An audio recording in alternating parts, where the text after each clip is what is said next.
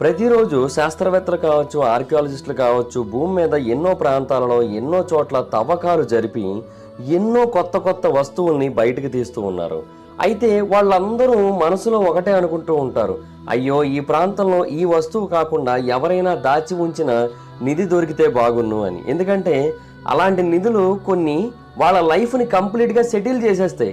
అంటే గవర్నమెంట్ మొత్తం తీసేసుకొని పోనీ 10% ఇచ్చినా కూడా వాళ్ళ లైఫ్ సెటిల్ అనమాట. అలాంటి నిధులు ఈ ప్రపంచవ్యాప్తంగా చాలానే ఉంటాయి. ఈరోజు ఈ వీడియోలో అలాంటి కొన్ని నిధుల గురించి మాట్లాడుకుందాం. ఆ నిధులు ఎంత విలువైనవంటే ఈ నిధులన్నింటినీ కనుక మనం సంపాదించగలిగినట్టయితే మనం ఎలాన్ మస్క్ కంటే రిచ్ పర్సన్ అయిపోతాం. ఎలాన్ మస్క్ ఈ భూమి మీద మోస్ట్ రిచెస్ట్ పర్సన్ కదా, ఆ పర్సన్ని కూడా దాటేసి మనం రిచెస్ట్ పర్సన్ అయిపోతాం. అంత విలువైన నిధులైతే ప్రపంచవ్యాప్తంగా చాలా చోట్ల దాచి ఉంచబడ్డాయి. సో అలాంటి వాటిలో కొన్నింటి గురించి ఇప్పుడు ఈ వీడియోలో తెలుసుకుందాం. సో ఇంకెందుకు late, let's get into the video. Number 1, the treasure of the nights tumbler. ఈ నైట్స్ టెంప్లర్ అనేది 1187వ సంవత్సరంలో కంప్లీట్గా పతనం అయిపోయింది, ముస్లింల చేతిలోకి అయితే వెళ్ళిపోయింది. సో ఆ టైంలో నైట్స్ టెంప్లర్ రాజ్యం అనేది వాళ్ళ యొక్క మెయిన్ పర్పస్ని కోల్పోయింది. అంటే బేసిక్గా వాళ్ళ యొక్క మెయిన్ పర్పస్ ఏంటంటే రిలీజియస్ ఆర్డర్ని మెయింటైన్ చేయడం, కానీ ఇంకా దాన్ని మెయింటైన్ చేసే సిచ్యువేషన్ వాళ్ళ చేతిలో లేకపోయింది. సో అందుకని వాళ్ళ యొక్క వెల్త్ని అలాగే పొలిటికల్ పవర్ని రెండింటినీ కూడా కాపాడుకోవాలనుకున్నారు. సో 1302వ సంవత్సరంలో అప్పటి king Philip IV of France knights టెంప్లర్ని వాళ్ళకి నచ్చినట్టుగా ఉండమని కోరాడు. అంటే మతం పరంగా కోరడం అంటే నార్మల్గా రిక్వెస్ట్ చేయడం కాదు, కొంచెం ఫోర్స్ఫుల్గానే. అండ్ ఆ తర్వాత ఇదే విషయాన్ని పోప్ క్లెమెంట్ V కూడా కన్ఫర్మ్ చేశాడు. అండ్ దానికి నైట్స్ టెంప్లర్ ఒప్పుకోకపోయేసరికి అక్టోబర్ 13, 1307వ సంవత్సరంలో ఫ్రైడే రోజున నైట్స్ టెంప్లర్ని అరెస్ట్ చేశారు అండ్ టార్చర్ చేశారు, ఆ తర్వాత చంపేశారు కూడా. అందుకే వెస్టర్న్ కంట్రీస్లో చాలా మంది 13వ తారీఖు వచ్చి ఆ రోజు ఫ్రైడే కనుక పడినట్టయితే ఆ రోజుని చాలా అంటే చాలా అన్లక్కీ డే కింద కన్సిడర్ చేస్తారు. దానికి కారణం ఈ సంఘటనే. అయితే నైట్స్ టెంప్లర్ చంపబడినప్పటికీ కూడా చాలా మంది నైట్స్ అయితే సర్వైవ్ అయ్యారు. వాళ్ళందరూ కూడా అండర్ గ్రౌండ్ వెళ్ళిపోయారు. వెళ్ళిపోతూ నైట్స్ టెంప్లర్కి చెందిన నైట్స్కి చెందిన ఎన్నో ట్రెజర్స్ని, ఎన్నో రిలీజియస్ రెలిక్స్ని కూడా వాళ్ళతో పాటుగా తీసుకొని వెళ్ళిపోయారు. అండ్ కొన్ని కథల ప్రకారం వాళ్ళు అక్కడ నుంచి స్కాట్లాండ్కి ఎస్కేప్ అయ్యారు, వాళ్ళ దగ్గర ఉన్న బంగారం, నిధులు అన్నిటిని కూడా తీసుకొని. అండ్ ఆ ప్రాంతంలో ఉన్న కొంతమంది నైట్స్ యొక్క ఫేవర్ పీపుల్ వాళ్ళకి ఆ నిధులన్నింటినీ కూడా దాచి ఉంచడానికి హెల్ప్ చేశారు. వాళ్ళు ఒక కోట కింద భాగంలో దాచి ఉంచారు. న్యూ వరల్డ్ ఎప్పుడైతే డిస్కవర్ చేయబడుతుందో అప్పుడే ఈ నిధులన్నింటినీ కూడా బయటకు తెద్దాం అని అయితే వాళ్ళు నిర్ణయించుకున్నారు. ఆ తర్వాత నైట్స్ నోవా స్కోటియాకి వెళ్ళిపోయారు. ఈ నోవా స్కోటియా అనేది కెనడాలో ఉంటుంది. అండ్ ఆ టైంలో వాళ్ళు కొన్ని మ్యాప్స్ని కూడా క్రియేట్ చేశారు. ఆ ఓల్డ్ మ్యాప్స్ మీద మనకి కొన్ని మార్క్స్ అయితే ఇప్పటికీ కనబడుతూ ఉంటాయి. అలాగే గ్రేవ్ స్టోన్స్ మీద ఈ సంఘటనకి సంబంధించిన ఎన్నో విషయాల్ని ప్రస్తావించారు కూడా. సో అవన్నీ చూసినప్పుడు ఓకే, ఈ సంఘటన నిజంగానే జరిగింది, ఇది కట్టుకథ కాదు, అబద్ధం కాదని ప్రూవ్ అయింది. అయితే దీనికి సంబంధించి ఒక థియరీ ఉంది. అదేంటంటే నైట్స్ టెంప్లర్ వాళ్ళ యొక్క నిధి మొత్తాన్ని కూడా ఒక పెద్ద పిట్లో దాచి ఉంచారు.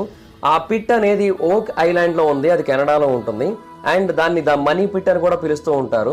దీన్ని 1795వ సంవత్సరంలో డానియల్ మెక్గిన్నిస్ అనే ఒక పర్సన్ కనుగొన్నాడు. అండ్ అప్పటి నుంచి దీన్ని తవ్వడం మొదలు పెట్టాడు. అతనితో పాటుగా అతని ఫ్రెండ్స్ కూడా చాలా ఏళ్ల పాటు దీన్ని తవ్వారు.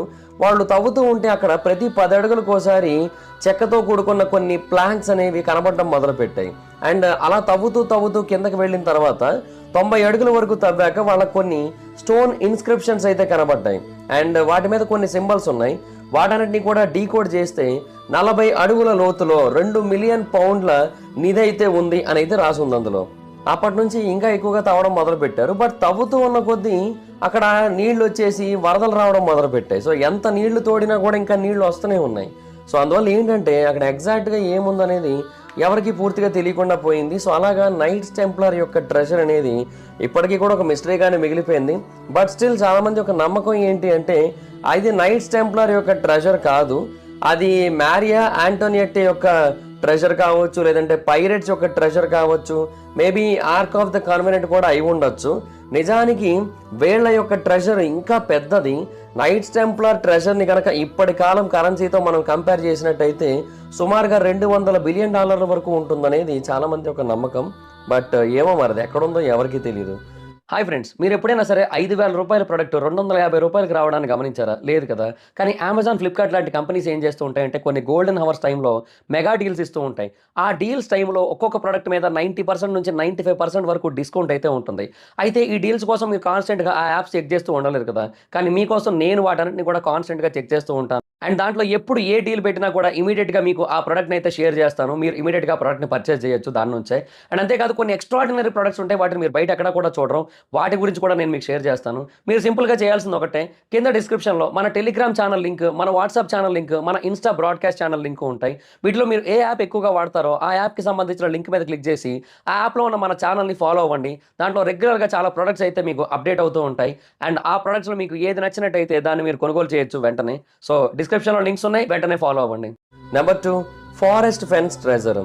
ఫారెస్ట్ ఫెన్ అనే ఒక పర్సన్ తన జీవితంలో చాలా ఏళ్ల పాటు కష్టపడి $1 మిలియన్ వర్త్ ఆఫ్ ట్రెజర్ని అయితే దాచి ఉంచాడు. మీరు కావాలనుకుంటే దాన్ని మీరు ఛేదించి పట్టుకొని ఆ డబ్బులు మొత్తం మీరు తీసేసుకోవచ్చు. అతని వయసు ప్రస్తుతానికి 93 సంవత్సరాలు. అండ్ అతను ఒక millionaire treasure Hunter art dealer. ఇతను మెక్సికోలోని శాంటాఫే అనే ఒక ప్రాంతంలో నివసిస్తూ ఉండేవాడు. అయితే నిజానికి అతను మెక్సికోకి చెందిన వ్యక్తి కాదు. బేసిక్గా అంతకుముందు వేరే ప్రాంతంలో నివసించేవాడు. బట్ అప్పుడు అతనికి కిడ్నీ క్యాన్సర్ వచ్చిందని తెలిసింది 1988 సంవత్సరంలో. సో అప్పటి నుంచి కూడా తను ఎలాగా బ్రతకడం అన్న ఉద్దేశంతో తను సంపాదించిన దాన్ని మొత్తాన్ని కూడా ఒక చోట నిధిగా దాచి ఉంచి దానికి సంబంధించి కొన్ని హింట్లు ఇవ్వడం మొదలుపెట్టాడు. అతని నిధిని శాంగ్రెడీ క్రిస్టో మౌంటైన్స్లో దాచి ఉంచాడు. అయితే ఎగ్జాక్ట్గా ఎక్కడ దాచాడు అనేది ఎవరికీ తెలీదు. అండ్ అతను మిలియనీర్ ఎలా అయ్యాడు అనేది కూడా ఎవరికీ తెలియదు. అంటే వేరే వాళ్ళకి $1 మిలియన్ ఇచ్చి తన కోసం కొంత అమౌంట్ ఉంచుకునే స్టేజ్కి అతను ఎలా వచ్చాడనేది ఎవరికీ తెలియదు. FBI కూడా అతను చాలా ఏళ్ల పాటు ఇన్వెస్టిగేట్ చేసింది. బట్ ఒక క్లారిటీకి అయితే రాలేకపోతున్నారు వాళ్ళు కూడా. బేసిక్గా ఆర్కియలాజికల్ వరల్డ్లో అంత గొప్ప రెప్యుటేషన్ లేదు అతనికి. అండ్ ఇన్ఫాక్ట్ కొంతమంది ఏమంటారంటే అతన్ని ఒక లూటర్ అని, గ్రేవ్ రాబర్ అని అంటారు. అంటే బేసిక్గా ఇప్పుడు ఈజిప్ట్ పిరమిడ్ల దగ్గర చాలామంది ఈజిప్టియన్ ఫారోస్ని సమాధి చేస్తూ ఉంటారు, మమ్మిఫికేషన్ చేసి. సో వాళ్ళతో పాటుగా చాలా పెద్ద మొత్తంలో బంగారాన్ని, వజ్రాలని, వాళ్ళకి సంబంధించిన ఆభరణాలని ఉంచుతూ ఉంటారు. వాటిని చాలామంది దొంగతనం చేసేస్తూ ఉంటారు. సో అలాగా ఇతను దొంగతనాలు చేస్తూ ఉంటాడు అని అయితే నమ్ముతూ ఉంటారు. అండ్ 2010 సంవత్సరంలో అతను ఒక పుస్తకాన్ని పబ్లిష్ చేశాడు. ఆ పుస్తకం పేరు the thrill of the chase అని. అందులో అతను కొన్ని హింట్స్ అయితే మెన్షన్ చేశాడు. అని అంతేకాదు ఒక పోయం కూడా ఉంటుంది అందులో. ఆ పోయంలో కూడా కొన్ని మీనింగ్స్ ఉంటాయి. అది కూడా ట్రెజర్ ఎటుందో చెబుతూ ఉంటుందన్నమాట. సో ప్రస్తుతానికైతే అతని యొక్క ట్రెజర్ విలువ సుమారుగా $4 మిలియన్. అంటే అతను దాచినప్పటికీ ఇప్పటికీ దాని వాల్యూ అయితే పెరిగింది. దాంట్లో చాలా హిస్టారికల్ ఆర్టిఫాక్ట్స్ అయితే ఉన్నాయి. అండ్ అవి కూడా చాలా పురాతనమైనవి. అంటే 1150వ సంవత్సరం కాలం నాటివి. అండ్ ప్రీ కొలంబియన్ గోల్డ్ కూడా ఉంది అందులో. చైనీస్ జేడ్ కార్వింగ్స్ ఉన్నాయి. అండ్ 17వ శతాబ్దానికి చెందిన స్పానిష్ రింగ్ కూడా ఉంది. దాంట్లో ఎమరాల్డ్స్, రూబీస్, డైమండ్స్ ఇవన్నీ కూడా ఉన్నాయి. అతని యొక్క గోల్ ఏంటి అంటే తనకి చెందిన ఒక లీగసీని ప్రపంచానికి వదిలేయాలి. అండ్ తన యొక్క నిధి కోసం ప్రజలు వెతుక్కుంటూ వెళ్ళి అవుట్డోర్స్లో ఎంజాయ్ చేయాలి. ఇది అతని యొక్క కాన్సెప్ట్ అని చాలాసార్లు చెప్పాడు. బట్ చాలామంది ఏమంటారంటే అతని ట్రెజర్ అసలు నిజమే కాదు, అదంతా కూడా కట్టు కదా, తన పుస్తకానికి సేల్స్ పెంచుకోవడానికి అతను చేస్తున్న ఒక గిమ్మిక్ అంతే, అంతకుమించి ఇంకేమీ లేదని చాలామంది నమ్ముతూ ఉంటారు. బట్ అతను ఆ పుస్తకాల్లోంచి వచ్చిన 50% ప్రాఫిట్ని క్యాన్సర్ హాస్పిటల్కి డొనేట్ చేశాడు. సో అలా 50% డొనేట్ చేసినప్పుడు అతను డబ్బుల కోసం ఇదంతా చేస్తున్నట్టు కాదు కదా. మరి ఎక్కడ దాచి ఉంచాడో, ఎలా దాచి ఉంచాడో అతనికే తెలియాలి. కొన్ని వందల మంది పీపుల్ అతనికి ఫోన్ చేసి ఇంకా క్లూస్ ఇవ్వమని అడిగారు. బట్ అతను ఎవ్వరికి కూడా ఎక్స్ట్రా క్లూస్ అయితే ఇవ్వలేదు. నేను ఆ పుస్తకంలో ఇచ్చినవే, దాన్ని బట్టి డీకోడ్ చేసుకుంటే చేసుకోండి, లేదంటే చావండి అన్నాడు ఆయన. అది పరిస్థితి. మీకేమైనా ఇంట్రెస్ట్ ఉంటే వెళ్ళి నిధిని సంపాదించుకోవడానికి ట్రై చేయండి. Number 3, the treasure of Sam Miguel. అప్పుడే వార్ ఆఫ్ సక్సెషన్ అనేది జరిగింది. ఆ టైంలో స్పానిష్ పీపుల్ దగ్గర కంప్లీట్గా ఫండ్స్ అన్నీ ఎండిపోయాయనే చెప్పాలి. సో అందుకని 1712వ సంవత్సరంలో స్పానిష్ పీపుల్ వాళ్ళ యొక్క ట్రెజర్స్ అన్నిటినీ కూడా ఒక చోటకి చేర్చడం మొదలుపెట్టారు. అంటే వాటిని మళ్ళీ రాజ్యం కోసం ఉపయోగించాలనుకున్నారు. సో ఆ టైంలో షిప్పుల్లో చాలా పెద్ద సంఖ్యలో బంగారం, వజ్రాలు, మరకత మాణిక్యాలు మొత్తం అన్నింటినీ వేసి సముద్రంలో ప్రయాణించడం మొదలుపెట్టాయి. అండ్ ఆ టైంకి ఆ షిప్పుల యొక్క వాల్యూ సుమారుగా $5 బిలియన్. అంటే ఇప్పటి కరెన్సీ కనుక మనం లెక్క పెట్టుకున్నట్టయితే సుమారుగా ఒక $100 బిలియన్ వరకు ఉండే అవకాశం కూడా ఉంది. ఎందుకంటే అది 1715వ సంవత్సరంలో కాబట్టి. 11 షిప్పులు క్యూబా నుంచి స్పెయిన్కి అయితే బయలుదేరాయి. యాక్చువల్గా హరికేన్ సీజన్కి ముందు బయలుదేరాయి. వాళ్ళు ఏమనుకున్నారంటే ఆ టైంకి పైరేట్స్ ఎవరు ఉండరు కాబట్టి మనం సేఫ్గా వెళ్ళిపోవచ్చు అనుకున్నారు. కానీ వాళ్ళు తీసుకున్న డెసిషన్ చాలా రాంగ్ డెసిషన్ అనమాట. చాలా పెద్ద హరికేన్ కొట్టేసింది. సో వాళ్ళ యొక్క ప్రయాణం మొదలుపెట్టిన ఒక వారం రోజుల తర్వాత ఫ్లోరిడా దగ్గర ఉన్న వేరో బీచ్ దగ్గర వాళ్ళ షిప్పులన్నీ కూడా మునిగిపోయాయి. సుమారుగా 1000 మంది సైలర్స్ ఆ టైంలో చనిపోయారు. అండ్ స్పానిష్ పీపుల్ చాలా ఏళ్లు కష్టపడి మొత్తం నిధిలో సగం నిధినైతే వెనక్కి తీసుకురాగలిగారు, అంటే రికవర్ చేయగలిగారు. దానికి కూడా చాలా కష్టమైపోయింది. బట్ ఇక్కడ ప్రాబ్లం ఏంటంటే దాన్ని వెనక్కి తీసుకొస్తున్న టైంలో కొంతమంది పైరేట్స్ ఇంకొంత పట్టుకుపోయారు వాళ్ళ దగ్గర నుంచి, అది వేరే విషయం. సో మొత్తం 11 షిప్పులు అయితే అందులో 7 షిప్పుల నుంచి మాత్రమే నిధిని బయట తీయగలిగారు. అండ్ అది కూడా పూర్తిగా తీయలేదు, ఎందుకంటే కొన్ని షిప్పుల నుంచి నిధి చెల్లా చెదిరైపోయి సముద్రంలోని వేరే ప్రాంతాలకు వెళ్ళిపోయింది. సో అందువల్ల ప్రతి షిప్పులోంచి కూడా పూర్తి స్థాయిలో నిధి అయితే దొరకలేదు. సో ఇంకా చాలా పెద్ద స్థాయిలో ట్రెజర్ అయితే ఆ సముద్రం లోపల అలాగే దాగి ఉంది. సో 300 సంవత్సరాలు దాటిపోయింది ఆ నిధి సముద్ర గర్భానికి చేరుకొని. సో ఇప్పటికీ కూడా ఆ నిధి మన కోసం అక్కడ ఎదురు చూస్తోంది. 2015 సంవత్సరంలో ఎరిక్ స్మిత్ అనే ఒక పర్సన్, ట్రెజర్ హంటర్ అనమాట, అతను సముద్రం లోపలికి వెళ్ళి చాలా కష్టపడి వెతికి ఫైనల్గా $1 మిలియన్ వర్త్ గోల్డ్ అండ్ సిల్వర్ని అయితే బయటికి తీసుకొచ్చాడు. అండ్ ఆ టైంలో ఆ స్పానిష్ షిప్పుల్లో ఒక షిప్ అయిన క్యాపిటానా షిప్ను కూడా అతనైతే వెలికి తీశాడు. సో అలాగా అతను కొంతవరకు నిధినైతే బయటికి తీశాడు. బట్ ఇంకా చాలా పెద్ద స్థాయిలో నిధైతే అక్కడ ఇంకా పెండింగ్లోనే ఉంది. సో మనకెవరికైనా ఇంట్రెస్ట్ ఉన్నట్టయితే వెళ్ళి ఆ నిధిని దక్కించుకునే ప్రయత్నం అయితే చేయొచ్చు. అఫ్కోర్స్ ఒక 20% గవర్నమెంట్ తీసేసుకుంటుంది, బట్ మిగతాదంతా మనకే మిగులుతుంది కదా. సో ఇప్పటికీ చాలామంది డైవర్స్ ఆ ప్రాంతంలో ఆ ట్రెజర్ కోసం వెతుకులాటను కొనసాగిస్తూనే ఉన్నారు. Number 4, Nazi gold in lake Toplitz Austria. Nazi Germany ఎప్పుడైతే రెండో ప్రపంచ యుద్ధం టైంలో ఓడిపోయే స్థితికి వచ్చేసిందో నాజీ లీడర్స్ అందరూ కూడా నాజీల యొక్క billions of dollars worth of ట్రెజర్ని ఎక్కడైనా దాచాలి అని నిర్ణయించుకున్నారు. వాళ్ళు ఆ ట్రెజర్ని కలెక్ట్ చేసింది కావచ్చు, దొంగతనం చేసింది కావచ్చు, ఎలాగైనా సరే మొత్తాన్ని కాపాడాలనుకున్నారు. కొన్ని కల్చరల్ ట్రెజర్స్ కూడా ఉన్నాయి. సో వాటిని కూడా చాలా భద్రంగా పొందుపరచాలనుకున్నారు. అప్పటికే వాటి విలువ సుమారుగా $37 బిలియన్ అంట. అండ్ అది ఇప్పటికీ మిస్సింగ్ గానే ఉంది. అండ్ దానికోసం హంట్ ఇప్పటికీ కొనసాగుతూనే ఉంది. బేసిక్గా ఆ టైంలో వచ్చిన రూమర్స్ ఏంటి అంటే నాజీలు కొన్ని మెటల్ కంటైనర్స్ను ముంచేశారు. వాటి నిండా బంగారం, వజ్రాలు ఉన్నాయి. అండ్ వాళ్ళు ముంచేసింది లేక్ టాప్లిడ్స్లో. అండ్ ఆ ఒక్క లేక్లోనే సుమారుగా అప్పటి కాలానికి $5.6 billion worth of Reich bank గోల్డ్ని అయితే ముంచేశారంట.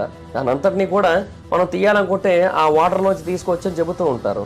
ఇన్ఫ్యాక్ట్ ఎవరికి కూడా దాని యొక్క ఎగ్జాక్ట్ లొకేషన్ తెలియదు. అండ్ ఆ కంటైనర్స్లో ఏముందో ఏమీ తెలియదు. బట్ చాలా మంది ఒక నమ్మకం ఏంటి అంటే మొత్తం గోల్డే ఉంది అని. దీన్ని జర్మన్స్ చాలా అంటే చాలా కష్టపడి యూరోప్ మొత్తం తిరిగి ఆ ప్రాంతాలన్నీ కూడా దొంగతనం చేసి పట్టుకొచ్చారనమాట. ఆ విక్రమార్కుడు సినిమాలో బ్రహ్మానందం గారు చెప్తుంటారు కదా, నీ చల్లని చూపులతో వేణుగోపాల స్వామి ఆలయం నుంచి నిన్ను ఎత్తుకొచ్చాము తండ్రి అని. అలాగా వీళ్ళు వాళ్ళ కోపిష్టి చూపులతో యూరోప్ మొత్తం నుంచి ఎత్తుకొచ్చిన సంపద అది. అయితే ఇంకొంతమంది ఒక నమ్మకం ఏంటంటే అక్కడ చాలా పెద్ద స్థాయిలో డాక్యుమెంట్స్ కూడా ఉన్నాయని. ఆ డాక్యుమెంట్స్ అన్ని కూడా జూయిష్ విక్టిమ్స్ నుంచి లాక్కున్న స్థలాలకు సంబంధించిన డాక్యుమెంట్స్. బేసిక్గా వీటికి సంబంధించిన అకౌంట్స్ కూడా ఎన్నో స్విస్ బ్యాంక్లో ఉన్నాయి. అండ్ వాటికి సంబంధించిన ఇన్ఫర్మేషన్స్ కూడా ఆ బాక్సుల్లోనే ఉన్నాయని చాలా మంది ఒక నమ్మకం. 1959లో ఒక డైవింగ్ టీమ్కి సుమారుగా $72 million worth forged sterling currency అయితే బయటపడింది బాక్సుల్లో. అండ్ వాటితో పాటుగా ఒక ప్రింటింగ్ ప్రెస్ మిషన్ కూడా బయటపడింది. బేసిక్ ఇదంతా కూడా హిట్లర్ యొక్క ప్లాన్ అనమాట. సో అలైడ్ యొక్క ఎకనామీస్ని నాశనం చేయాలని అప్పట్లో ప్లాన్ వేసాడు, బట్ అది బిస్కెట్ అయింది. 1983 సంవత్సరంలో ఒక జర్మన్ బయాలజిస్ట్ కూడా పొరపాటున కొన్ని ఫోర్జ్డ్ బ్రిటిష్ పౌండ్స్ అయితే కనుగొన్నాడు. అలాగే నాజీ ఎరాకి చెందిన కొన్ని రాకెట్స్ని, మిసైల్స్ని, వీటన్నిటిని కూడా కనుగొన్నాడు. అవన్నీ కూడా ఆ లేక్లోనే ఉన్నాయి. సో మైట్ బి ఆ లేక్లో ఈ నిధి కూడా ఉండి ఉండొచ్చు అనేది చాలా మంది యొక్క నమ్మకం. బట్ ఏమో మరి ఎగ్జాక్ట్గా ఎవరికి కూడా పూర్తిగా తెలియదు. చాలా మంది ట్రై చేశారు ఆ నిధి కోసం లోపలికి వెళ్ళి, బట్ నిధి కోసం వెళ్ళి చాలా మంది చనిపోయారు. సో అందుకే ఆస్ట్రియన్ గవర్నమెంట్ ఏం చేసిందంటే ఇంకెవరు కూడా ఆ నిధి కోసం వెళ్లకుండా డైవింగ్ మొత్తాన్ని కూడా కంప్లీట్గా బ్యాన్ చేసింది. సో ప్రజల కళ్ళ నుంచి అయితే ఆ నిధిని తప్పించగలిగారు, కానీ వాళ్ళ మనసుల నుంచి అయితే మాత్రం ఆ నిధిని తప్పించలేకపోయారు. కొంతమంది ఒక నమ్మకం ఏంటి అంటే ఆ నిధిలో లెజెండరీ యాంబర్ రూమ్ ప్యానల్స్ కూడా ఉన్నాయంట, 18వ శతాబ్దానికి చెందినవి. అవే కాదు, డైమండ్స్, గోల్డ్, ఇవన్నీ కూడా బిలియన్స్ ఆఫ్ డాలర్స్ వర్త్వి అక్కడ ఉన్నాయని చెప్తున్నారు. అండ్ ఈ లేక్ టాప్లిడ్స్ యొక్క ట్రెజర్ మిస్టరీకి 2014లో ఇంకో క్లారిటీ కూడా వచ్చింది. ఒక సీనియర్ నాజీ ఆఫీసర్ యొక్క నెప్యూ మీడియా ముందుకు వచ్చి ఏమని చెప్పాడంటే, ఎస్ అక్కడ ట్రెజర్ని ముంచేసిన మాట వాస్తవమే, మా అంకుల్ దీని గురించి నాకు ఒకప్పుడు క్లారిటీగా చెప్పారు అని కూడా చాలా క్లియర్గా మెన్షన్ చేశాడనమాట. బట్ స్టిల్ ఆ నాజీ గోల్డ్ కోసం అక్కడ డైవింగ్ చేయడం చాలా రిస్క్. ఎందుకంటే అక్కడ చాలా పెద్ద మొత్తంలో వుడ్ సంకన్ బ్రాంచెస్ ఉన్నాయి. సో అందువల్ల విజిబిలిటీ పోయి మనం నీటిలో మునిగిపోయే అవకాశాలు ఎక్కువ అవుతాయి. అలాగే చాలా మంది చనిపోయారు, అందుకే బ్యాన్ చేశారు. Number 5, El Dorado and lake Guatavita. 16-17 శతాబ్దాల టైంలో చాలా పెద్ద సంఖ్యలో ప్రపంచంలోని చాలా ప్రాంతాలలో చాలా పెద్ద సంఖ్యలో బంగారం దొరకడం మొదలుపెట్టిందనమాట.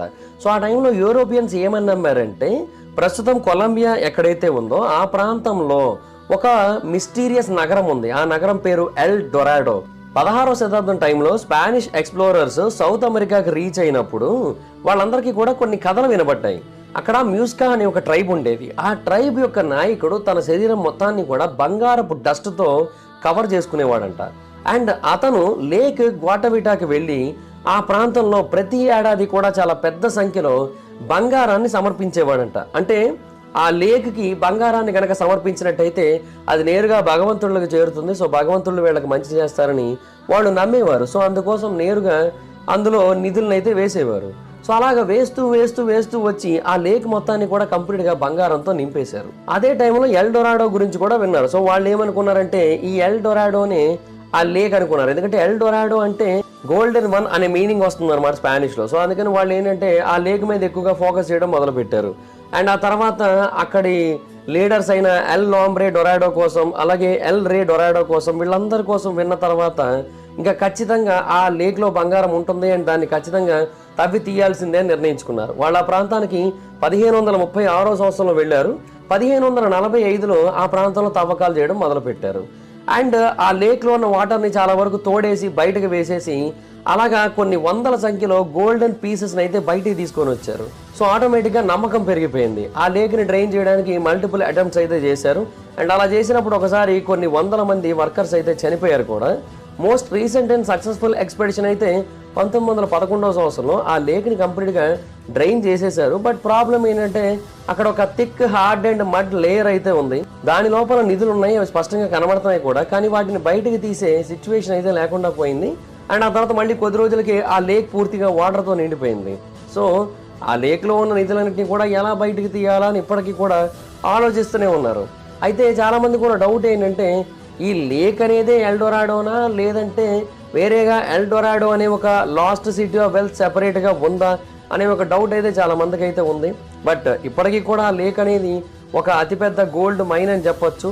సో దాని చుట్టుపక్కల ప్రాంతాలు ఉన్న వాళ్ళు అప్పుడప్పుడు ఆ ప్రాంతానికి వచ్చి ఆ లేక్ని విజిట్ చేసి ఇంట్లో చాలా బంగారం ఉందంట కదా అని మాట్లాడుకుంటూ ఉంటారు కూడా.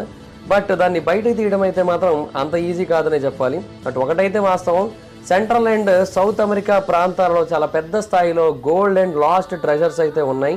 సో ఇప్పటికీ కూడా అలాంటి ఎన్నో నిధులు మన కోసం ఎదురు చూస్తున్నాయి. బట్ మనం వాటిని తవ్వి బయటకు తీయలేకపోతున్నాం, అంతే, అంతమించి ఇంకేం లేదు. And number 6, the lost Dutchman mine.